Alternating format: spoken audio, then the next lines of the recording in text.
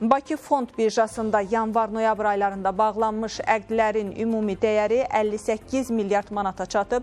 Repo əməliyyatlarında cüzi azalma müşahidə olunsa da, dövlət qiymətli kağızlar üzrə əməliyyatlarda 57%, korporativ istiqrazlar üzrə isə 6%lik artım qeydə alınıb. Bakı Fond birjasının əməliyyat departamentinin baş biznes analitiki Ülkər Əhmədova bildirib ki, yaxın zamanda səhim bazarında istiqrazlar üçün elektron ticarət imkanları yaradılacaq.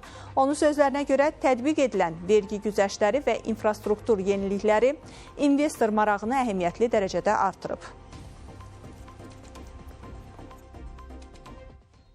Kapital bazarının tarixində ilk dəfə olaraq Avropa Yenidən Qurma və İnkişaf Bankı tərəfindən dəyişən faizli istiqrazlar buraxılıb və ilk dəfə bu proses təmiz qiymət prinsipi üzərindən keçirilib.